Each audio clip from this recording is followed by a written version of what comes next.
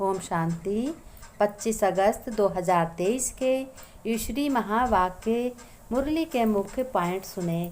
आज शिव परमपिता परमात्मा शिव बाबा ने कहा, बच्चों आज बहुत ही विशेष दिन है। आज विशेष पूर्ण स्मृति आदरणीय दादी प्रकाशमणि जी को सत सत नमन करो। ये ज्ञान में बहुत ही आगे थी। इनके ज्ञान से ही सबको इतना प्रकाश मिलता था, इतनी ज्ञान की शक्ति मिलती थी कि मन को शांति और शक्ति सब कुछ मिलती थी। एक एक संकल्प इनका प्रभु के समान होता था। एक एक संकल्प जिसको कुछ कहती थी वो ज़रूर पूरा होता था। बाबा ने कहा, हे मेरे मीठे मीठे सिके लगे लाडले बच्चे, मैं तुमको निर्माण धाम ले जाने के लिए आया हूँ।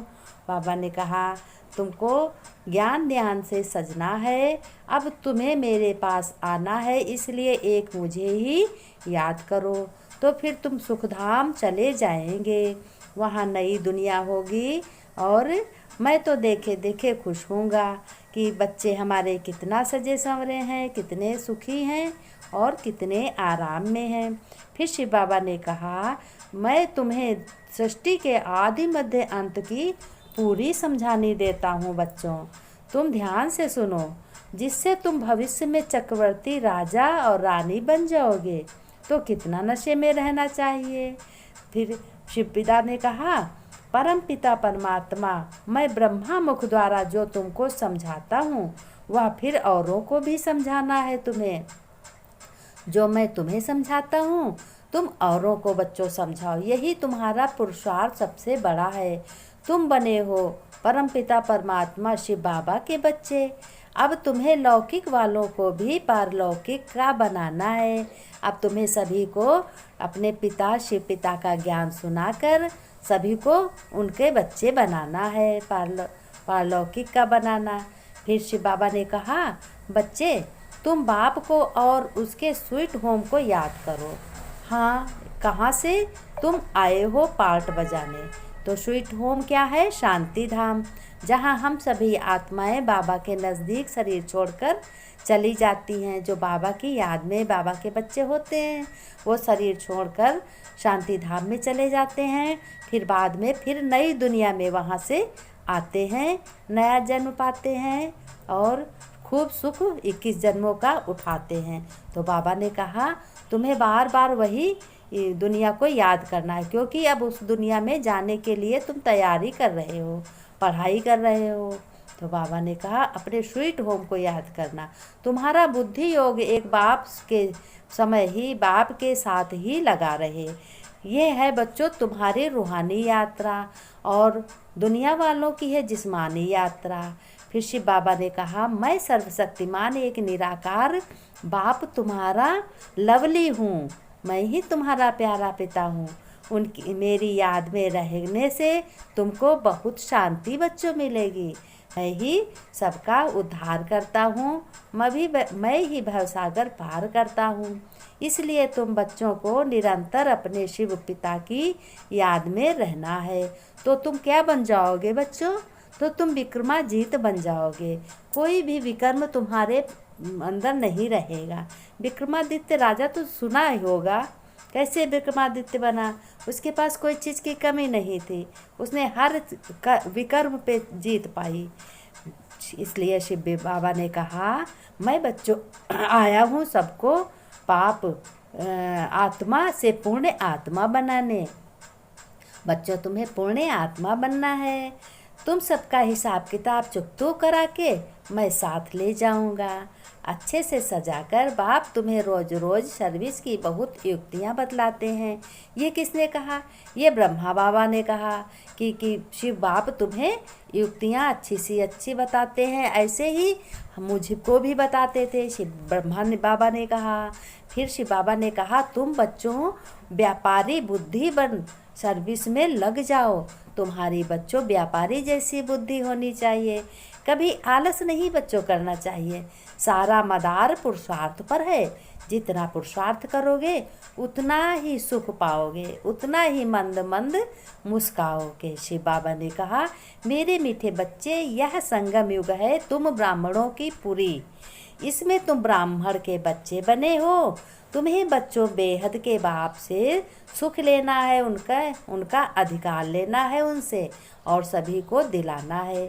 शिव बाबा से, भगवान से, ईश्वर से अपना अधिकार लेना है। क्या तुम्हारा अधिकार है? 21 जन्मों की बादशाही।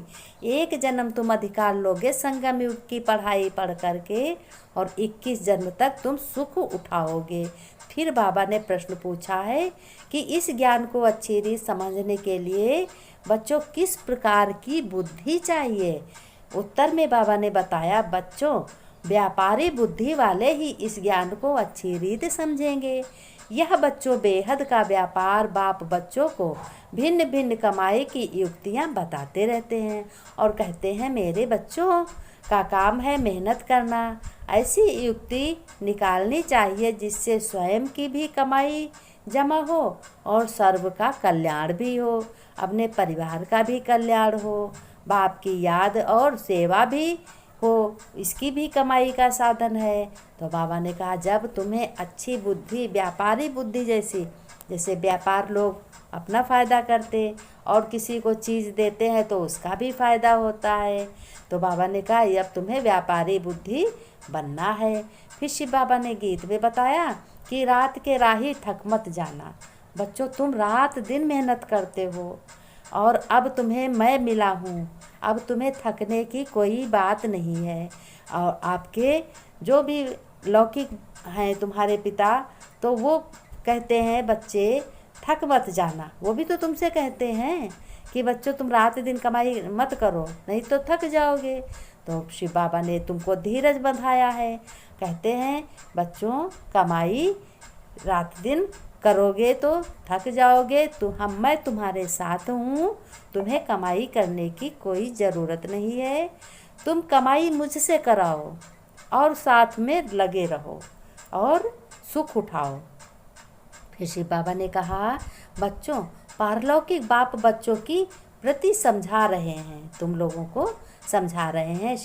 ये ब्रह्मा दादा ने कहा, कहते हैं कि बच्चे, मुझ अपने पारलौकिक पिता परम पिता परमात्मा को कभी भी भूलना नहीं है।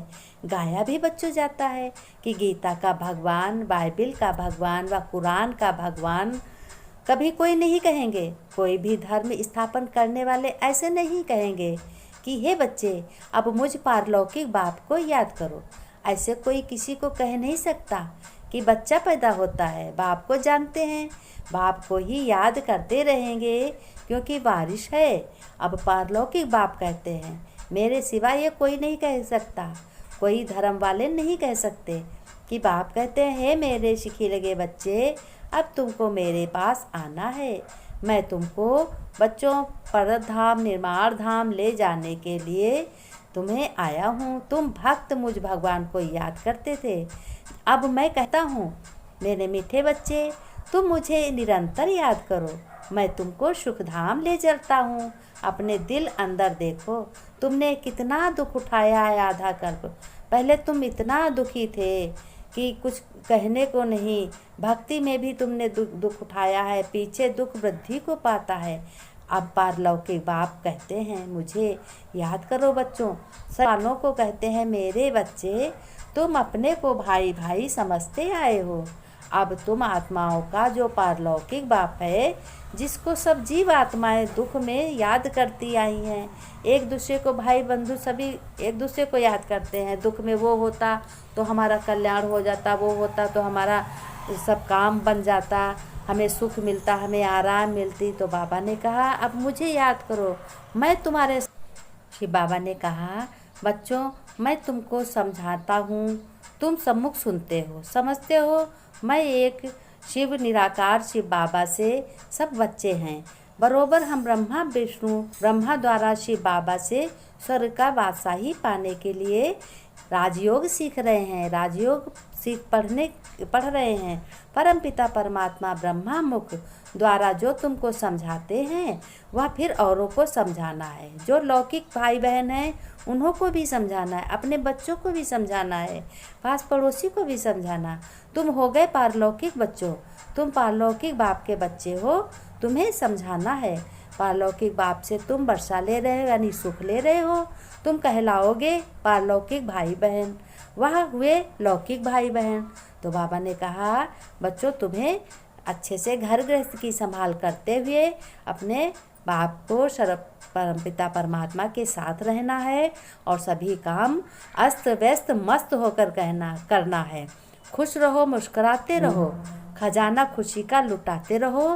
तुम बच्चे सुखी रहो, मैं भी सुखी रहूँगा। अगर तुम बच्चे दुखी रहोगे तो मैं भी दुखी होऊंगा। मेरे बच्चे, प्यारे बच्चे, तुम्हें यही सेवा करनी है। ओम शांति। मेरे शिकी लगे बच्चे, प्यारे प्यारे रूहे गुलाब जैसे बच्चे, अब मैं तुमको नमस्ते करता हूँ। नमस्ते प्यारे बच्चों। फिर बच्चे नमस्ते करते हैं। रूहानी बाप दादा को रूहानी बच्चों की नमस्ते।